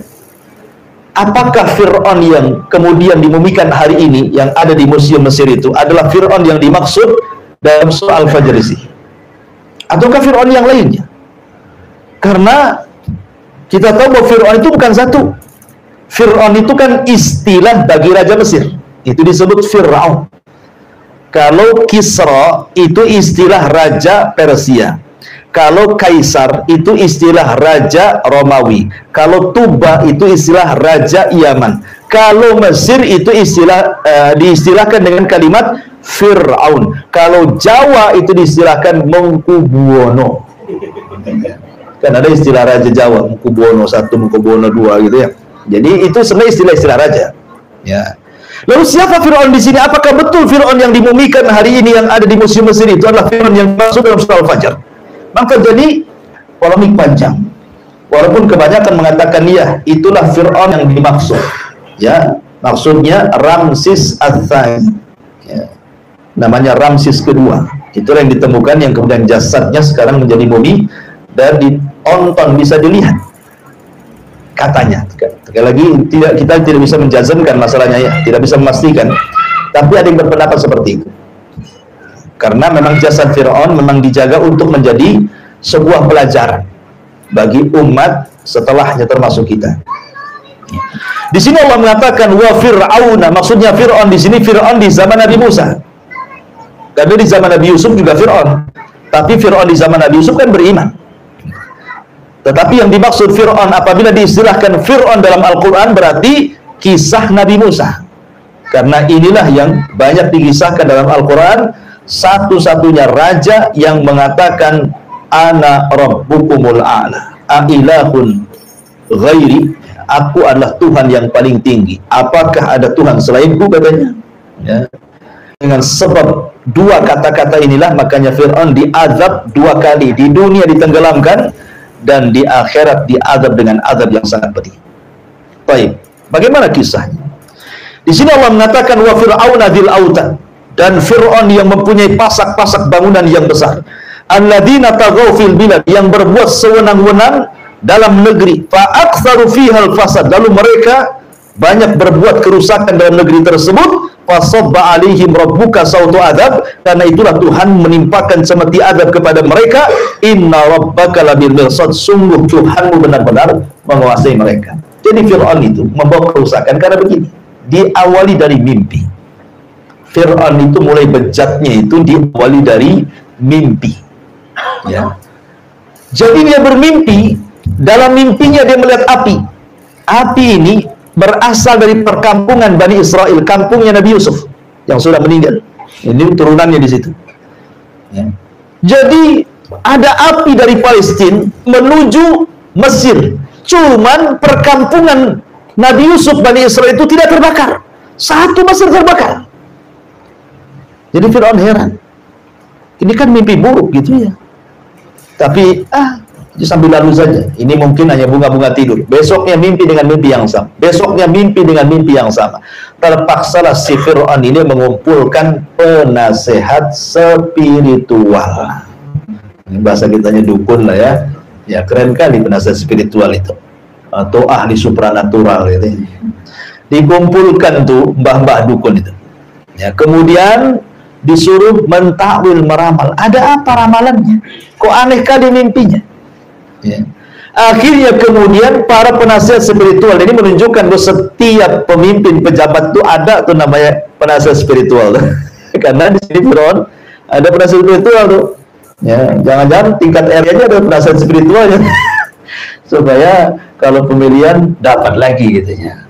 Jadi akhirnya kemudian kata tukang sihir, ini pertanda kekuasaanmu akan tumbang oleh seorang bayi yang akan lahir dari perkampungan Nabi Yusuf itu, Bani Israel. Oh, ketakutan Firaun. Kalau begitu kita bantai saja bayi-bayi laki-laki. Akhirnya terjadi pembantaian setiap hari. Bahkan ada wanita hamil itu dilihat-lihat, ditunggu sampai melahirkan. Kalau lahir anak laki-laki, bantai. Kalau lahir anak perempuan, biar ini dihidupkan. Nanti besok lagi ada anak laki-laki, bantai. Anak perempuan, biarkan dia hidup. Yudzabbihuna abna'ahum wa yastahyuna nisa'ahum. Mereka membantai anak laki-laki dan membiarkan anak wanita. Dan begitu seterusnya setiap hari sampai berbulan-bulan, bertahun-tahun. Jadi akhirnya orang-orang yang berakal Mesir mengatakan, ya Firaun, kita tahu bahwa kemajuan Mesir itu di tangan Bani Israel. Walaupun mereka diperbudak oleh kaum Kipti, tetapi bagaimanapun kaum Kipti itu sangat berhajat kepada Bani Israel, karena mereka yang paham soal ekonomi Mesir. Mereka yang paham soal bangun jalan, bangun bangunan yang besar, yang megah, dan begitu seterusnya. Jadi Allah berikan sampai hari ini orang-orang Yahudi kan diberikan kecerdasan tuh, yang Allah tidak berikan kepada yang lainnya. Ya, tetapi kecerdasan Yahudi justru untuk menyesatkan orang. Tapi antum harus bedakan antara Bani Israel dengan Yahudi. Makanya jangan pernah negeri Israel dikatakan Israel, kita katakan Yahudi, negeri Yahudi. Karena Israel itu diambil dari Bani Israel, dan itu nama suci, nama Nabi Yakub. Ya, makanya harus bedakan, Bani Israel itu keturunan Yakub, kalau Yahudi itu agama. Bani Israel ini ada yang baik, ada yang jahat. Nabi Yusuf Bani Israel baik, dan nabi-nabi dari Bani Israel banyak. Tapi kalau Yahudi itu agama yang menyesatkan. Makanya kita setiap sholat berlindung dari orang Yahudi, ghairil maghdubi alaihim waladhdallin. Ya, maghdub siapa? Maghdub itu Yahudi, maksudnya maghdub itu. Dhalim itu artinya Nasrani. Kita berlindung dari mereka. Hari-hari kita ngomong seperti itu dalam setiap sholat kita kan. Ya, ihdinas siratal mustaqim siratal ladzina an'amta 'alaihim ghairil maghdubi 'alaihim waladhdallin. Ya. Lah, ketika kemudian orang-orang yang berakal mengatakan janganlah seperti itu. Nanti kalau habis turunan mereka, bapak-bapak mereka mati, siapa yang akan melanjutkan pembangunan Mesir ini? Ya. Biarkanlah, buat kebijakan lain. 1 tahun bantai, 1 tahun jangan. 1 tahun bantai, 1 tahun jangan. Kayak Pasal Daud gitu ya. Jadi akhirnya kemudian sepakat Fir'aun, tahun ini pembunuhan bayi. Pokoknya kalau dalam tahun ini ada lahir anak laki-laki, bantai. Tahun depannya walaupun lahir anak laki-laki, jangan dibantai, biarkan dia hidup. Dibuat selang-seling seperti itu. Di hari atau di tahun ketidak ada pembantaian, lahir pula Nabi Allah Harun. Selamat dia, ya kan, tidak dibantai. Karena apa? Lahir di tahun tidak ada pembantaian. Ya. Di tahun ada pembantaian, lahir pula Musa, adiknya. Maka ibunya takut, karena ketika itu suaminya sudah meninggal. Sehingga bagaimana harus merawat satu anak laki-laki, tidak ada laki-laki, tidak ada suami yang bisa membelanya. Akhirnya ibunya Musa ketakutan, makanya Allah ilhamkan kepada Ummi Musa an alqi, untuk dilempar bayi itu, letakkan di kotak. Maka diletakkan di kotak, dikasih tali, jadi waktunya nyusu ditarik, kasih susu, habis itu dibiarkan lagi. Allah takdirkan talinya putus, akhirnya mengapunglah di sungai Nil. Kembali ke cerita istana Fir'aun. Fir'aun itu tidak punya anak laki-laki, semua anak perempuan. Satu anak perempuan yang kesayangan Fir'aun itu sakit-sakitan. Sudah berusaha ke dukun sana, dukun sini, tidak bisa mengobati. Ya, namanya dukun. Dukun itu kalau tidak istilahnya pesulap, kalau tidak pendusta, cabul katanya. Kan gitu ya. Pak dukunnya bilang itu oknum gitu. Ya, mungkin oknum gitu ya. Tapi yang jelas bahwa tidak ada yang bisa mengobati. Rupanya ada seorang peramal mengatakan anak ini akan sembuh kalau diusap oleh kotak yang pertama kali ngapung di sungai Nil. Ceritanya begitu. Ini kisah Israiliyat. Akhirnya setiap harilah istri Fir'aun Asya bintu Muzahim itu memandang-mandang sungai Nil. Ya, kapan ada kotak itu. Suatu hari nampak pula kotak itu, yang di situ ada bayinya Musa. Maka istrinya Fir'aun Asya bintu Muzahim memerintahkan pengawalnya untuk mengambil kotak itu. Pas ketemu isinya bayi, Allah ilhamkan ke dada istrinya Fir'aun langsung cinta kepada bayi itu, karena dia nggak punya anak lagi masalahnya. Ketika melihat bayi itu langsung senang, apalagi cakep bayinya. Ketika Fir'aun datang, hampir dibunuhnya bayi itu, karena takut jangan-jangan ini anaknya Bani Israel ini. Ya, nampak muka-mukanya Bani Israel gitu ya. Akhirnya kemudian kata istrinya Fir'aun, jangan, saya sudah suka dengan dia, mudah-mudahan dia menjadi qurratu ainin li walak, katanya. Mudah-mudahan bayi ini akan menjadi penyejuk mataku dan matamu. Kata Fir'aun, matamu saja, mataku tidak, katanya. Ya, kalau Fir'aun mengatakan dia, tentu Fir'aun akan beriman, ya kan? Tapi ketika Fir'aun mengatakan, itu penyejuk matamu saja, tidak mataku, nah, dari situlah maka Musa itulah yang dimaksud yang kelak akan menumbangkan kekuasaannya. Ya. Akhirnya dibesarkanlah Musa di istana Fir'aun.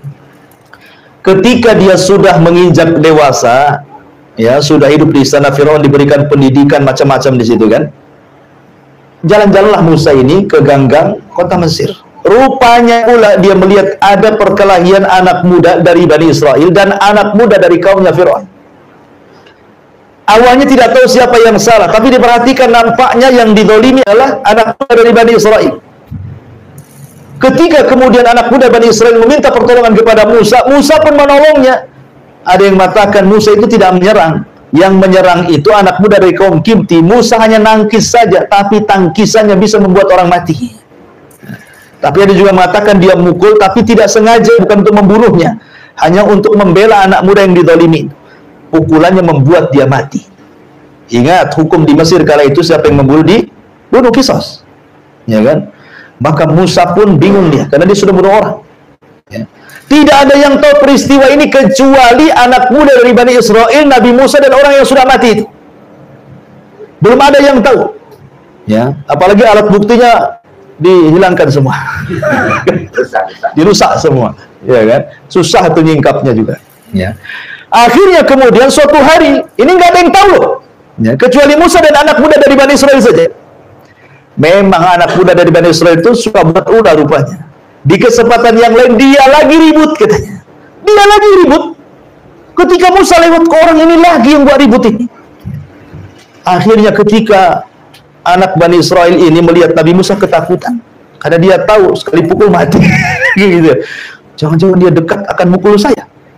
Ya, padahal Musa itu kan memastikan siapa yang salah, siapa yang benar gitu ya. Tapi anak muda ini sudah takut duluan ketika Musa menghadap dia. Akhirnya sebelum dia dipukul Nabi Musa, dia berkata, apakah engkau akan membunuh aku seperti kau bunuh kemarin orang itu kau bunuh? Akhirnya orang jadi tahu lah yang membunuh kemarin tuh. Kan tadinya nggak tahu kan? Tadinya kan tersembunyi gitu kan, karena nggak ada alat buktinya lagi. Ya. Tiba-tiba dia bertanya karena ketakutan, Nabi Musa, apakah engkau akan membunuh seperti engkau membunuh kemarin? Akhirnya orang tahu, oh yang mati kemarin itu Musa yang bunuh, katanya. Nah, dari situ Musa mulai ketakutan, pergi lari dia. Ada orang yang bijak mengatakan, wahai Musa, kau harus meninggalkan Mesir, kalau tidak kau ditangkap bukan mati. Maka dari situlah Musa memulai hijrah pertama, pergi dari Mesir ke negeri Arab. Kemana? Ke Madian. Ya. Singkat cerita, sampai di Madian dia ketemu dengan orang laki-laki yang soleh namanya Syuaib, bukan Nabi. Ya, cuma namanya sama, Syuaib. Punya dua anak putri. Menikahlah Musa dengan salah satunya karena sudah berjasa mengambilkan air, yang kemudian membantu mertuanya menggembala kambing sampai punya istri, punya anak banyak. Setelah 10 tahun Musa pun ingin kembali ke Mesir. Berangkatlah Musa ke Mesir. Di tengah jalan kemudian Musa alaihi salatu wassalam nyasar. Ini karena udah 10 tahun kan, mungkin lupa jalannya dia. Tengah malam, obor pun sudah padam, ya. Dia takut ada terjadi apa-apa dengan anak istrinya. Maka tiba-tiba di tengah malam dia melihat ada cahaya dari kejauhan. Dia mengatakan sama istrinya, kamu tinggal di sini, saya akan ke sana. Boleh jadi saya akan mengambil satu api yang bisa kita melanjutkan perjalanan, atau mungkin di sana ada orang yang bisa menunjukkan jalan ke Mesir.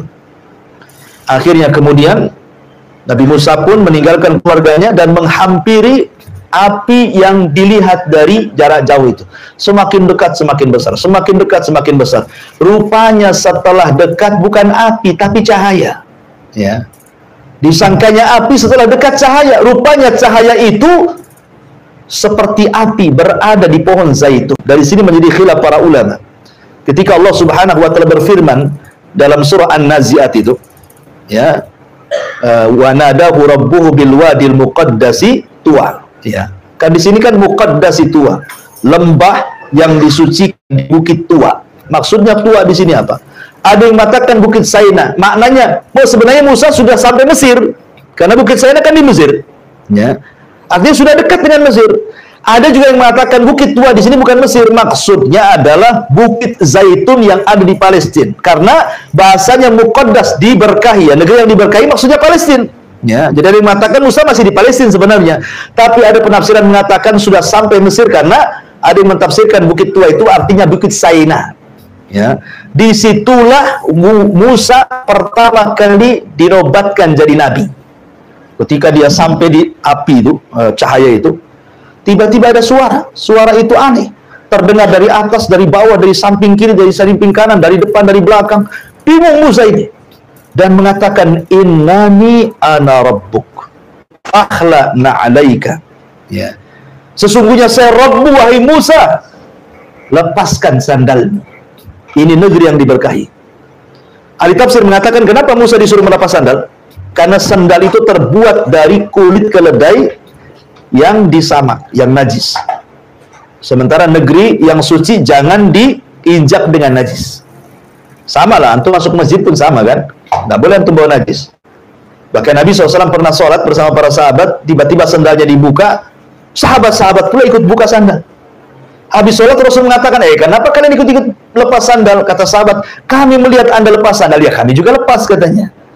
Boleh jadi ada turun wahyu kepadamu. Kata Rasul, bukan. Tadi waktu sholat Jibril datang memberitahu sandalku ada najisnya, makanya aku lepas. Apa di sandal-sandal ada najis katanya. Artinya bahwa masuk masjid saja, karena masjid disucikan, tidak boleh kita bawa najis katanya. Maka begitu juga Musa untuk dilepas. Kemudian Allah Subhanahu wa taala berdialog dengan Musa. Di sinilah disematkan kalimat kalimu Rahman. Musa itu nabi yang diajak berdialog dengan Allah tanpa perantara. Maka sejak itu disematkan kalimat kalimu Rahman. Ya. Lah, Musa itu kan kemana bawa tongkat. Jadi Allah Subhanahu wa taala kemudian dibalik cahaya itu mengatakan, wa ma biyaminika ya Musa. Itu di tangan kananmu apa itu? Kata Musa, ini asaya, ini tongkatku ya Allah. Ya, al-tawakka'u fi, aku suka menggunakan sandaran, atau ahusyu ala ghanami, terkadang aku untuk menggiring kambing, atau ma'aribu ukhra, atau yang lainnya. Ya. Kata Allah Subhanahu wa taala, kalau begitu lemparkan tongkatmu sekarang. Nih, sekarang Nabi Musa dikagetkan dengan suara Allah Subhanahu wa taala, maka Allah ingin menampakkan kekuasaannya supaya Musa makin yakin bahwa di hadapannya lah Tuhannya. Ya, makanya Allah mengatakan, lempar tongkatmu yang ada di tangan wahai Musa. Dilemparlah tongkat itu, tiba-tiba jadi ular besar. Musa kaget. Ya, langsung dia loncat ke belakang. Tapi Allah mengatakan, la takhaf. Jangan takut. Khudha wa la takhaf. Sekarang kau ambil lagi ular itu. Bingunglah Nabi Musa, ini ngambil ular besar nih. Ya, pegang buntut, matuk kepala, pegang kepala makin matuk kan itu. Mana pula ini ngambil. Tetapi Allah mengatakan, khudha wa la takhaf, sanu'iduha siratahal ula, katanya. Ambil. Dan nanti kejadian seperti ini akan terulang lagi nanti. Ya. Akhirnya diambil ekornya, tiba-tiba jadi tongkat lagi. Yang lebih mengherankan Nabi Musa, karena kan Nabi Musa sedang mencari perapian untuk jalan di tengah malam kan. Kata Allah Subhanahu wa taala, masukkan nih ya tanganmu ke tengah-tengah bajumu, masukkan di sini. Kemudian keluar. Maka Musa dimasukkan bajunya, kemudian dikeluarkan, tiba-tiba bercahaya. Ya. Apa ini? Nanti ya. Tiba-tiba bercahaya. Musa makin heran lagi kan? Berarti yakin bahwa yang di hadapannya berdialog adalah Allah Subhanahu wa taala. Maka setelah Allah berikan dua mukjizat besar berupa tongkat menjadi ular dan tangan bercahaya, maka Allah katakan kepada Musa, idhhab ila fir'aun innahu tagha. Nanti kalau kau sampai di Mesir, pergi kau ke si Fir'aun. Dia raja yang zalim. Dakwai mereka, dakwai dia, ajak dia kepada tauhid. Ya. Akhirnya kemudian Musa pun sudah resmi jadi nabi nih. Maka berangkatlah bersama keluarganya ke Mesir. Masalahnya, Musa ini ngomongnya pelat, ya, dia tidak fasih. Ya, bahasa Arab kan beda dengan bahasa kita. Kalau bahasa kita orang cadel pun masih biasa saja lah kan. Pandai banyak pejabat cadel itu ya, masih bisa dipahami. Tapi orang Arab ini bahasa Arab nggak bisa kalau tidak fasih. Ya. Lah, karena dia tidak fasih, dia punya abang namanya Harun, fasih pula bicaranya. Maka dia mengatakan afsahu minni lisanan. Saya punya abang ya Rabb, dia lebih fasih lisannya dibandingkan diriku. Jadikan dia wazirku. Ya, maksudnya jadikan dia, angkat dia jadi nabi. Jadi Nabi Harun diangkat jadi nabi itu karena permintaan Musa. Maka Allah kabulkan. Harun diangkat jadi nabi. Berangkatlah dua orang ini menuju istana Firaun. Diketuknya Firaun. Kata Firaun, siapa? Kata penjaga Musa. Oh Musa, masuk-masuk. Karena Firaun kenal lah siapa Musa. Namanya angkatnya. Ya. Ketika sampai di istana, mulailah Musa dan juga Harun mendakwai Firaun, mengajak kepada tauhid kepada Allah Azza wa Jalla. Firaun geleng-geleng kepala saja. Sudah 10 tahun hilang, datang-datang pula ngajak-ngajak kayak gini katanya. Akhirnya Firaun mengatakan, "Hei Musa, kau ini buronan. Ya, kau sudah membunuh orang. Kau belum dapat hukuman." Kata Musa, "Ya Firaun, aku membunuh satu jiwa itu pun tidak sengaja. Jiwa yang kau bunuh ribuan jiwa," katanya. Siapa yang berhak dihukum katanya? Bayi-bayi yang kau bantai itu udah berapa itu katanya. Aku ini bunuh orang nggak sengaja. Kau bunuh orang sengaja lagi. Ya. Akhirnya bantah-bantahan di situ. Terakhir Firaun mengatakan, "Hei Musa, kalau kau nabi, nabi itu bawa mukjizat. Sebutkan mukjizat. Seperti apa mukjizatmu?" Disinilah Allah Subhanahu wa taala mengatakan, "Sanu'iduha siratahal ula." Ketika Musa berada di Bukit Tua itu, kisah ini akan terulang. Inilah pemulangan kedua kalinya. Maka Allah mengatakan, "Lemparkan tongkatmu di hadapan Fir'aun." Keluarlah tongkat itu, dilempar jadi ular. Subhanallah, Fir'aun ketakutan. Bagaimana mungkin seorang yang mengatakan ana rabbukumul a'la, saya Tuhan yang paling tinggi, takut sama ular? Mana logikanya? Kan dia Tuhan kan itu ya. Harusnya dia yang menciptakan ular. Dia takut sama ular. Masa Tuhan takut sama ular? Berarti dia bukan Tuhan. Lebih takut lagi ketika Musa memasukkan tangannya, tiba-tiba bercahaya. Akhirnya Fir'aun mengatakan, "Oh Musa 10 tahun belajar sihir rupanya," katanya. Dia bilang, Nabi Musa sihir, penyihir, ya kan? Jangan-jangan Musa ini penyihir. Akhirnya Fir'aun karena tidak bisa membantah, ya, dia sudah tahu Musa di atas kebenaran. Tetapi yang namanya pemimpin kadang-kadang kibarnya itu sombong luar biasa. Dia mengatakan gini saja, Musa, bagaimana kalau kau tanding dengan tukang-tukang sihirku, tapi nanti di saat perayaan kerajaan, mungkin kalau sekarang pas Agustusan, kan itu lagi rame-ramenya tuh, ya. Nanti setiap tahun kami di Mesir membuat perayaan, semua manusia akan datang. Disitulah kau duel dengan tukang sihir kami. Akhirnya Fir'aun pun selama menunggu perayaan itu, maka saya marah di semua daerah-daerah se-Mesir, siapa tukang sihir yang mau mendaftar, datanglah. Akan terjadi pertunjukan melawan Musa. Maka dari daerah-daerah datang tuh tukang-tukang sihir itu. Ya, datang dukun-dukun dari mana-mana. Mereka hendak demonstrasi kan itu. Sampai Imam Ibnu Katsir mengatakan jumlahnya 70.000 orang yang daftar itu. 70.000 orang. Kalau Indonesia, Asosiasi Dukun Indonesia berapa jumlahnya? 1.000. Ya, itu yang terdaftar itu. Yang tidak terdaftar belum tahu berapa kan, karena tiap daerah kan ada dukunnya masalahnya. Ya, ini 70.000, lebih banyak lagi. Ya. Akhirnya Musa alaihi salatu wassalam mengiyahkan tantangan itu, tetapi Musa syaratnya satu. Dia tahu kelemahan tukang sihir malam hari. Dia minta di waktu duha. Makanya dalam Islam sendiri, kita sudah berlindung di malam hari, karena kekuatan setan itu menguat di malam hari. Akhirnya tertiga di waktu duha, sudah kumpul manusia banyak, karena itu hari perayaan kerajaan masalahnya. Kan dari mana-mana datang. Penontonnya banyak. Ya. Jadi kalau pakai karcis itu banyak untungnya tuh. Akhirnya kemudian duellah di situ Musa dengan tukang sihir Fir'aun. Endingnya kalahlah tukang sihir Fir'aun. Karena mereka menggunakan sihrut takhil, sihir hayalan. Ada yang mengatakan dalam kisah Israiliyat itu, jadi tambang-tambang yang dipotong-potong itu, mereka kemudian ditaburi dengan zat merkuri supaya nampak bergerak-gerak. Ya. Kemudian dimantra-mantrai supaya dihayalkan itu ular. Jadi tambangnya nampak bergerak-gerak, kan dihayalkan kan. Ini sihir tahyul namanya. Bahasa kerennya hipnotis, ya. Jadi Musa ketakutan lah, wajar manusia dia ketakutan kan. Kok ular sebanyak itu kan 70.000 tukang sihir melempar, kan takut lah, wajar takut dia. Tetapi Allah mengatakan la khatakaf, jangan takut wahai Musa, lemparkan tongkatmu. Tiba-tiba ketika Musa melempar tongkatnya, kata ahli tafsir, jadi ular besar. Ular ini aneh, kadang mengecil, kadang membesar. Gesit ke sana kemari, memakan semua ular-ular tukang sihir itu. Dia tukang sihir komat kamit, ya. Berusaha untuk memantra-mantrai. Disangkanya Musa itu menggunakan sihir seperti yang mereka gunakan, sihir tahyil. Ya, disangkanya mereka kalau berkomat-komat itu yang dilihat tongkat bukan ular. Tapi tidak bisa juga. Mereka sudah mengambil mambang tanah, mambang air, mambang segala semuanya.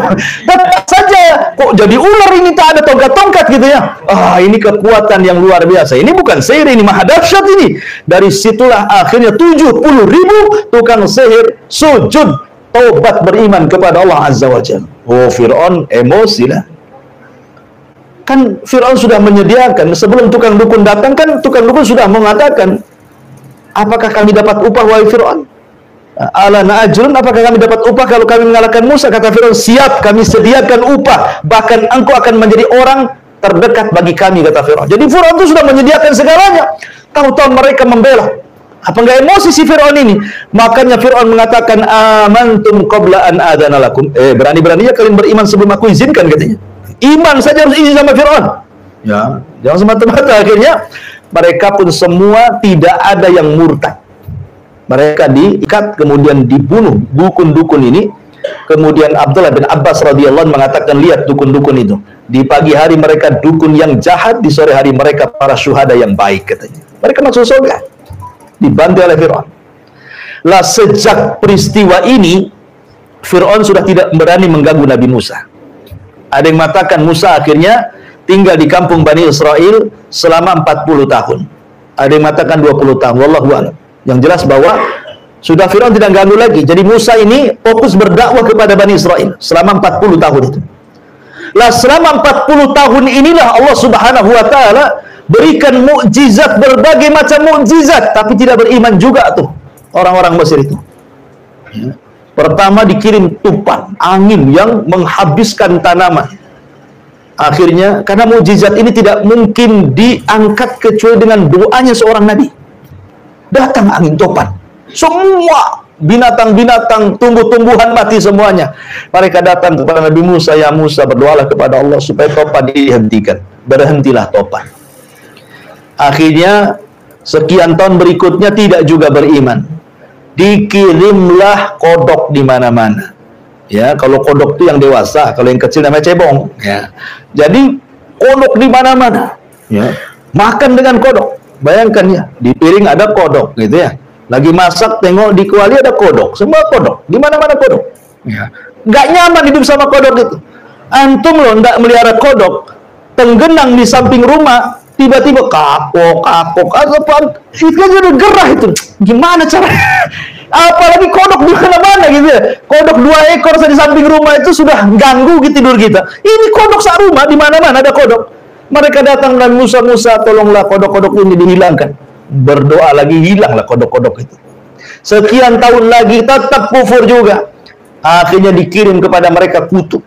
Ya, mungkin bahasa kitanya tumbila, antum tahu tumbila? Kalau di Jawa Barat itu, kalau di kasur-kasur Tempo dulu, itu di ujung-ujung kasur itu namanya tumbila. Tinding itu apa tuh?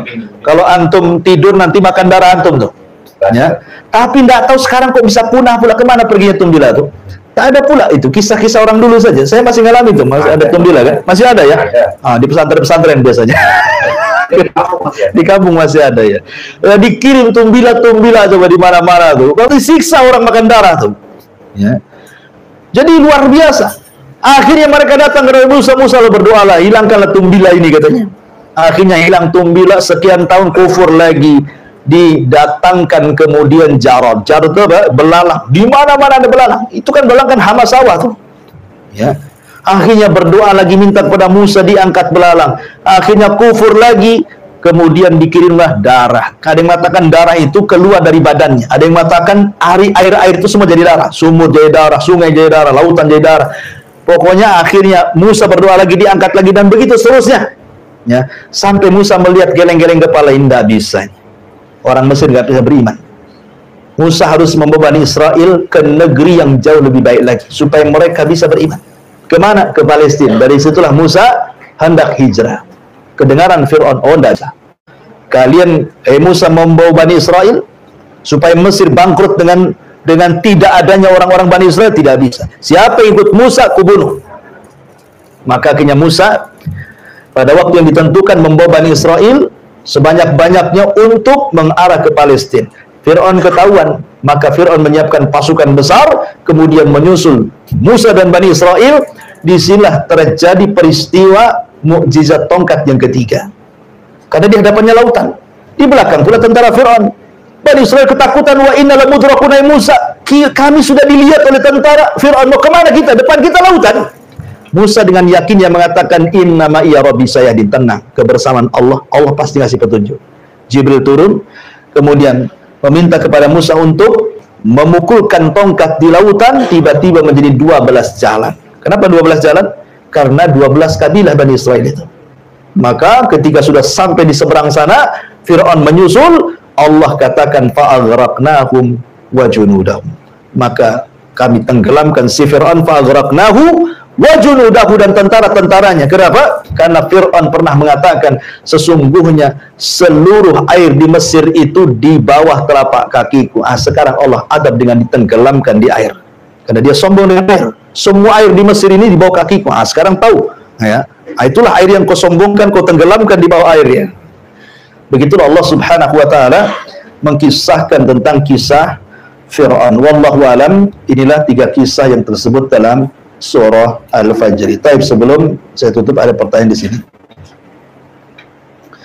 Bismillah, afwan Ustaz, izin bertanya di luar tema, bagaimana hukum berdoa masalah pakai bahasa Indonesia saat sujud ketika salat? Iya. Saya Muhsin Al-Abbad pernah ditanya, boleh nggak seseorang ketika sujud menggunakan bahasa selain Arab? Bagilah yuhsin al-Arabiyah, bagi orang yang tidak baik bahasa Arabnya, bahkan tidak bisa berbahasa Arab, maka tidak mengapa dia berdoa dengan bahasa yang ia paham. Kemudian bertanya lagi, apakah boleh diucapkan ataukah dalam hati? Maka boleh mengatakan boleh diucapkan. Wallahu a'lam. Boleh diucapkan. Ya, dan Allah Maha tahu akan bahasa yang kita ucapkan di situ. Wallahu a'lam bishawab. Subhanaka wa bihamdika asyhadu an la ilaha illa anta astaghfiruka wa atubu ilaik. Allahu ta'ala alam. Assalamualaikum warahmatullahi wabarakatuh.